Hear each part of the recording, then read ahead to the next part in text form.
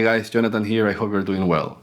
Today I have a funky groove of a F sharp minor that I want to show you, but this time I want to slow down things a little bit more. Instead of jumping straight into the groove, I want to show you a little bit what my thought process is. For me, the trickiest part of a video is what am I going to show you, right? So this is the creative part. What am I going to do? I'm going to do a funky video, I'm going to do triads, fretboard knowledge, etc. Usually I do my recordings on Wednesdays and start editing the same day.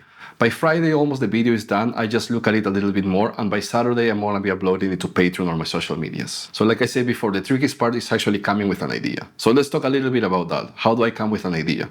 Let's put the funky lessons as an example. Now, when I'm coming up with these funk lessons, most of the time what I'm doing is playing over one chord, right? Even though this sometimes cannot serve a song because a song has more than one chord, it's a great starting point to see all the ideas and information that you can play around just one chord. Now, before even playing the guitar, I'm going to ask myself, what am I going to do? Am I going to play over a minor chord or a major chord? Now, for this example, I'm playing over F sharp minor. But what will happen if I will pick a major chord, right? Here I will have two options again, right? Am I going to go for major 7 or am I going to go for dominant 7? Now, if I pick dominant 7, I already have my sound there, right? We only have one dominant chord inside the major scale. And most of the time what I'm doing is playing simple music, diatonic to the major scale. If I go for dominant 7, this will mean that this will be the 5th chord of any given major key. But if I go for major 7, I'm going to have two options again. Am I going to play the 1 chord? I'm going to play the 4 chord. If I go for the 1 chord, I'm going to have that Ionian sound, right? What the Greeks will call the Ionian mode or the major scale sound. Or if I go for the 4 chord, I'm going to have that Lydian sound. The difference between these two sounds is that 4th note. In the Ionian mode or the major scale, I have the perfect 4, and on the Lydian sound, I have that sharp 4. Now, for this example, I went minor. So here I have three options. 90% of the time I will be deciding between the 2 chord and the 6 chord. And I will use that 3 chord as a passing chord, right? To go back to that 2 chord or 6 chord. Now, the 6 chord, I will use it more for that funk, pop, rock sound.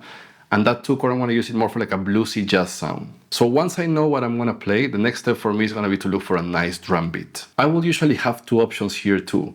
I will either use the drummer from Logic Pro X, that's the digital audio workstation that I use, or I will use some drum loops. A nice recommendation here will be the Loop Loft. It's a great web page with a lot of drum loops. So for this example, I actually went for the drum loops. I used this sample pack by a drummer called Omar Hakim.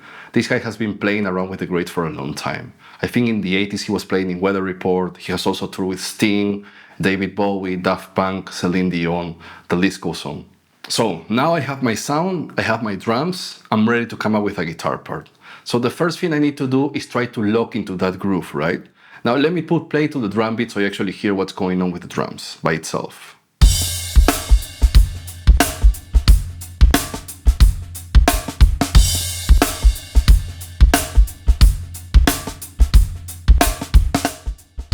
So the first thing that I notice, he's not playing actually a straight beat, right? This beat has a little bit of a swing, right? There is a difference between playing straight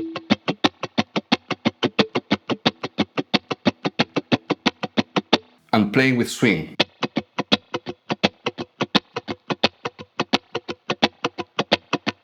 Now the main difference is that when you play with swing, the first 16 note and the first 16 note are on the beat, that is the 1 and the and, but the second 16 note and the fourth 16 note are a little bit late. That will be the E and the A.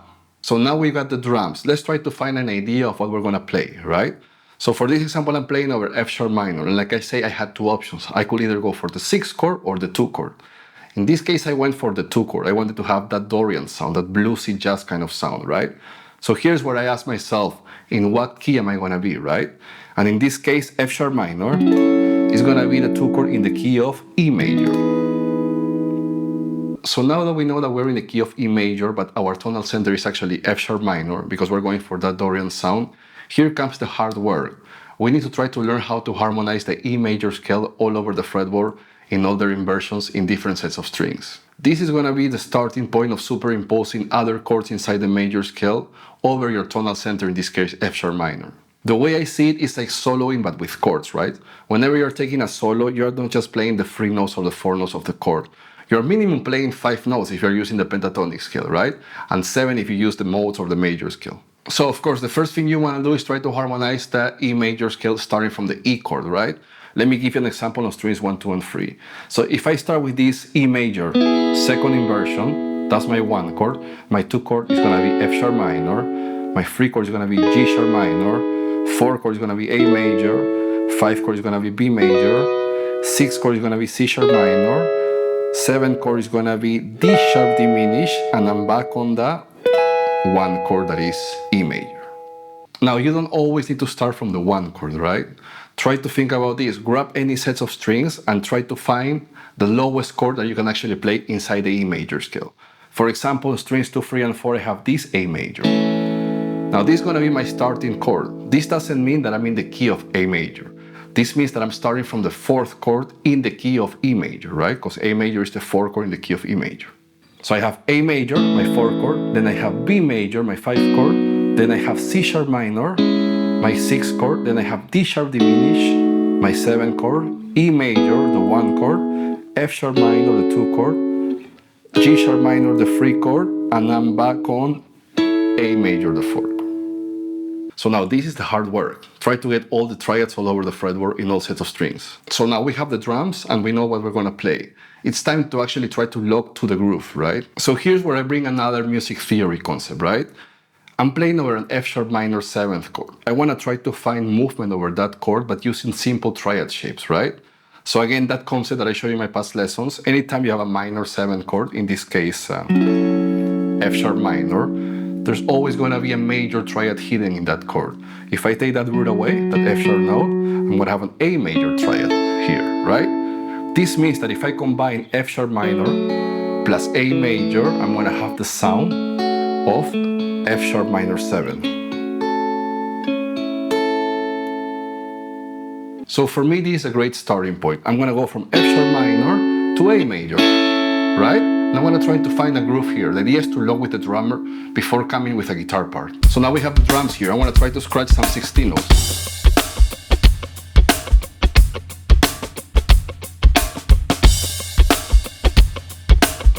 Okay, now I'm going to ring that F sharp.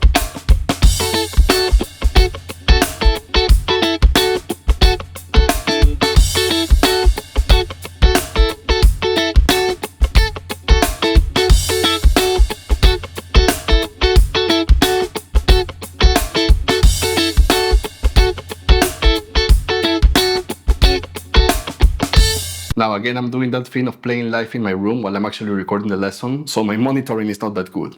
But you get the idea, right? I'm trying to lock into the groove before coming up with a guitar part. Okay, now that I have that swing feel going on and I'm locked with the drummer, I'm gonna try to create my guitar part. So I'm playing over F sharp minor. F sharp minor is the 2 chord in the key of E major, and I'm going for that Dorian sound. Here I start superimposing those triads to actually add a little bit more tension to my sound, right? So if I'm playing over F sharp minor, and I'm starting like this actually. Right, so I'm going from F sharp minor, 2nd inversion, to A major, right? Again, A major over F sharp minor 7. That's my first sound right there. And here I'm gonna go to B major. That's the 5th chord in the key of E, and I'm gonna go to A major. I actually do this a lot, right? You probably have seen it by now, but here's another example, right? You can use it too. So now if I play B major over F sharp, I'm gonna have the root twice, the 4th or 11, and the 6th or 13. And if I play A major, that's the 4th chord over F sharp, again I have that F sharp minor 7 sound, right? Here's a moment that I take another decision. Am I gonna play just one guitar, or am I gonna layer more guitars over this fun groove? So I remember at the beginning I was trying to groove over this with just the idea of playing one guitar. So I was doing something like this.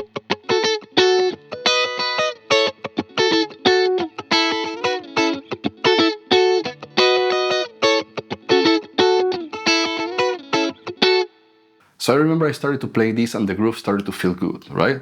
This is when I asked myself, maybe I'm gonna layer one guitar on top of this, right? A guitar playing like a single note line, but I needed a little bit more space in order for this guitar to sit in the groove too, right? So I went actually from that to something like this.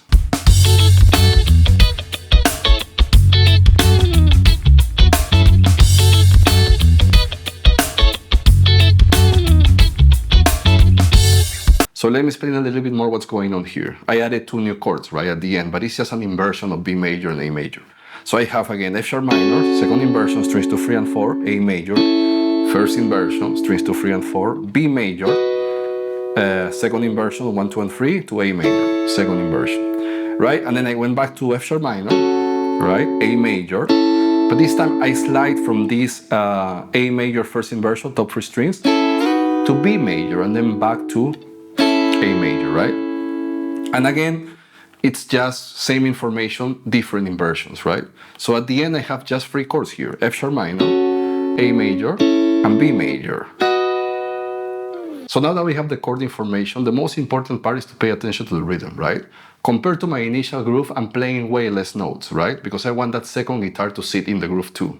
So now let's take a look at that second guitar. I'm playing a single note line here. This is how that sounds.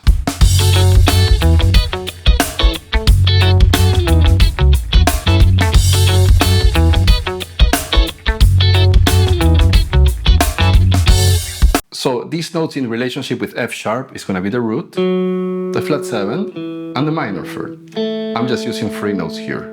So what I want with this guitar is to sit in the groove with guitar 1, right? Now this is where that concept of time awareness against time field comes into play, right? So I have a 2-bar beat, right? Actually the rhythm is not changing, just the inversions of B major and A major are changing. So the groove is pretty straightforward, right?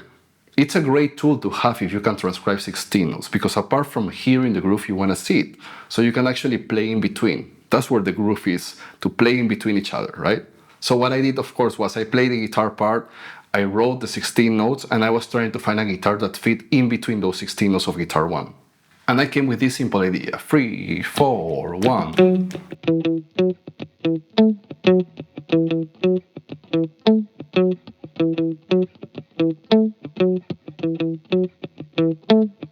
Now, if we put those guitars together, at the end I have this.